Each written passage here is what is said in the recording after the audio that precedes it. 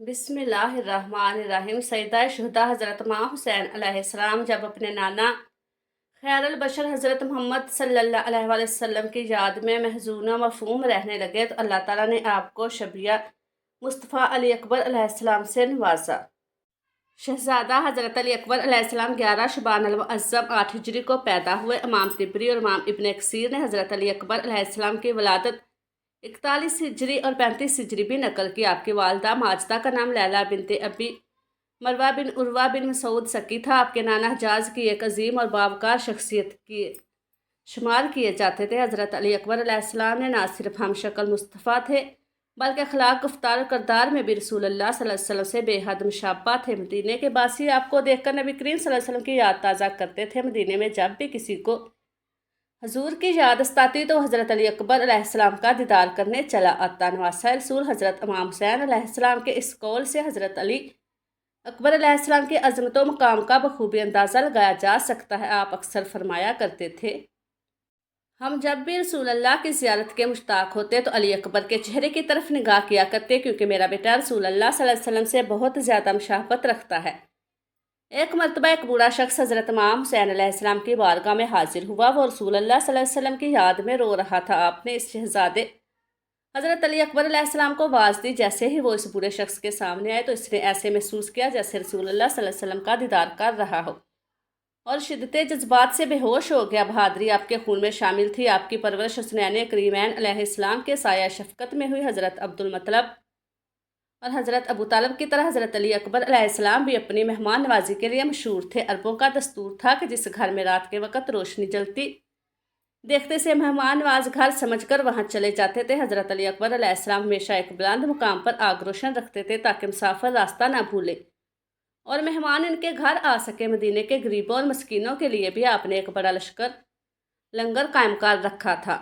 आपको बचपन ही से शहादत का शौक था। इस अंदाज से लगाया जा सकता है कि जब हज़रत इमाम हुसैन अलैहिस्सलाम अपना काफिला लेकर कूफा की तरफ रवाना थे तो रास्ते में फरमाया, मैंने बस ख्वाब में एक शख्स को यह कहते सुना कि यह काफिला अपनी मंजिल शहादत की तरफ बढ़ रहा है। यह सुनकर हज़रत अली अकबर अलैहिस्सलाम ने अर्ज़ किया, बाबा जान, क्या हम हक पर नहीं? हज़रत इमाम हुसैन अलैहिस्सलाम ने फरमाया, क्यों नहीं बेटा, हम यकीनन हक पर हैं। हज़रत अली अकबर अलैहिस्सलाम ने अर्ज़ किया, जब हम हक पर हैं तो फिर मौत से हमें कोई खौफ नहीं। चूँकि हज़रत अली अकबर अलैहिस्सलाम की आवाज़ भी अपने जद्दे अमजद रसूलुल्लाह सल्लल्लाहु अलैहि वसल्लम से मुशाबा थी, इसलिए हज़रत इमाम हुसैन अलैहिस्सलाम अक्सर आप ही को अजान देने का हुक्म फरमाया करते थे। इसी तरह 10 मुहर्रम 61 हिजरी की सुबह थी। हज़रत इमाम हुसैन अलैहिस्सलाम ने अपने शहजादे हज़रत अली अकबर अलैहिस्सलाम को अजान देने का फरमाया। ऐसी रकत अंगेज़ अजान गोया के ज़मीन और आसमान भी अशकबार हो गए, लेकिन यजीद के दिल फिर भी न पिघले। अजान के बाद नमाज अदा की गई। बनी हाशिम के जवानों में सबसे पहले हज़रत अली अकबर अलैहिस्सलाम ने मैदान जंग में जाने की इजाज़त तलब की। फिर अलविदाई बोसा सबत करते हुए 18 साल बेटे को सीने से लगाया। फिर हसरत भरी नज़रों से देखा और दुआएं देकर मक्तल की तरफ रवाना किया। फरमाया, बेटा जाओ, अल्लाह की राह में अपनी जान का नजराना पेश करो।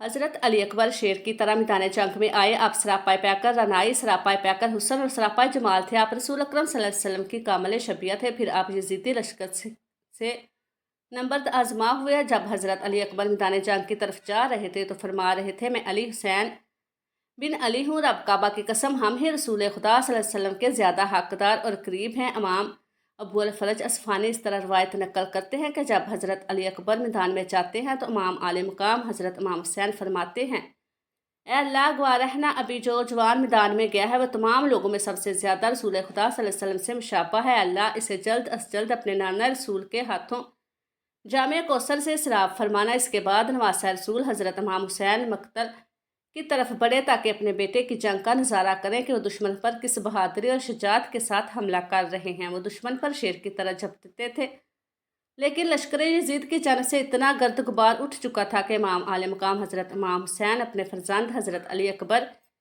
की शुजात को देखते हुए भी इन्हें वाज़ह तौर पर ना देख सके। इमाम आले मुकाम की ख्वाहिश थी कि वो देखे मेरा बेटा किस तरह राहे हक में इस्तकामत का पहाड़ बनकर डटा हुआ है और किस तरह यजीदी लश्कर पर हमले कर रहा है। हज़रत अली अकबर शुजात हैदरी का पैकर बने हुए थे। रात भर यजीदी लश्कर हमले करता रहा। गर्दो गुबार के बाद सफ़ें उल्ट पुल्ट हो रही थी। लश्कर यजीद जिस तरह भागता امام عالی مقام سمجھ جاتے کہ علی اکبر اسی سمت داد شجاعت دے رہے ہیں۔ اسی طرف سمتوں کا اندازہ ہوتا اور یزیدی لشکر کے 30 سے زیادہ سپاہی واصل جہنم ہوئے۔ حضرت علی اکبر مردانہ وار جنگ کر رہے تھے۔ 3 دن کی پیاس، شدید گرمی اور مسلسل جنگ کے بعد کچھ دیر کے لیے واپس آئے اور عرض کیا، ابا جان اگر ایک گھونٹ پانی مل جائے تو میں تازہ دم ہو کر دوبارہ ان بدبختوں پر حملہ کروں۔ امام عالی مقام نے فرمایا، بیٹا میں تمہیں پانی تو نہیں دے سکتا، البتہ میری زبان چوس لو۔ امام عالی مقام کی اپنی زبان بھی شدت پیاس سے خشک ہو چکی تھی۔ آپ نے اپنی زبان مبارک حضرت علی اکبر کے منہ میں رکھتے اور فرمایا، بیٹا جس طرح تمہارے نانا حضرت محمد صلی اللہ علیہ وآلہ وسلم اپنی زبان میرے منہ میں رکھا کرتے تھے، شاید وہ آج کے دن کے لیے ہی تھا۔ حضرت علی اکبر نے اپنے بابا کی زبان مبارک چوسی تو انہیں ایک نیا حوصلہ اور ولولہ ملا۔ وہ دوبارہ میدان جنگ میں لوٹے اور کئی دشمنوں کو واصل جہنم کیا۔ اچانک لڑتے لڑتے آواز آئی، ابا جان مجھے سنبھال لیجیے۔ حضرت امام حسین سمجھ گئے کہ جوان سال بیٹے کی شہادت کا وقت آ پہنچا ہے۔ آپ دوڑتے ہوئے حضرت علی اکبر کے پاس پہنچے، قریب جا کر دیکھا تو شبیہ رسول حضرت علی اکبر علیہ السلام زمین پر تھے اور ایک بدبخت دشمن کی برچھی آپ کے سینہ مبارک میں پیوست تھی۔ یزیدی لشکر فتح کے نعرے لگاتا ہوا واپس ہٹ گیا۔ امام عالی مقام زمین پر بیٹھ گئے، اپنے زخمی بیٹے کا بوسہ لیا۔ جسم مبارک زخموں سے چور تھا، کوئی جگہ ایسی نہ تھی جہاں تلوار یا نیزے کا نشان نہ ہو۔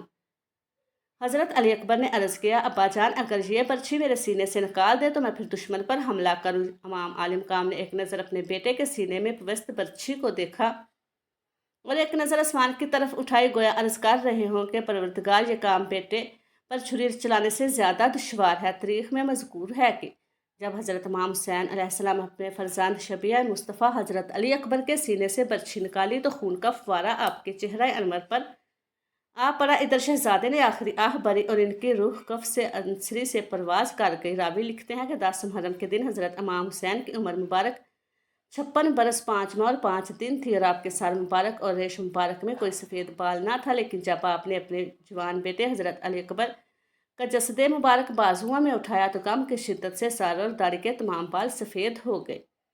ابن اسحاق حضرت امام حسین سے روایت کرتے ہیں کہ رسول اکرم صلی اللہ علیہ وسلم نے فرمایا، گویا میں ایک سفید داغوں والے کتے کو دیکھ رہا ہوں جو میرے اہل بیت کے خون میں منہ مار رہا ہے۔ اسی طرح محمد بن عمر سے روایت ہے کہ ہم حضرت امام حسین کے ساتھ کربلا میں موجود تھے۔ جب شمر کا سینہ ننگا ہوا تو امام حسین نے فرمایا، میرے نانا رسول اللہ صلی اللہ علیہ وسلم نے فرمایا تھا کہ گویا میں ایک سفید داغوں والے کتے کو دیکھ رہا ہوں جو میرے اہل بیت کے خون میں منہ مار رہا ہے، اور شمر کے جسم پر سفید داغ تھے۔ ناظرین اب آپ خود فیصلہ کیجئے کہ لشکر یزید میں شامل ایسے ظالموں کو انسان کہا جا سکتا ہے یا نہیں۔ اللہ اکبر، کربلا میں کیسے کیسے مظالم ڈھائے گئے۔ اللہ تعالیٰ ہمیں نیک اعمال کرنے کی توفیق عطا فرمائے، حق بات کو سننے سمجھنے اور اس پر عمل کرنے کی توفیق عطا فرمائے اور ہمارا خاتمہ ایمان پر فرمائے، آمین یا رب العالمین۔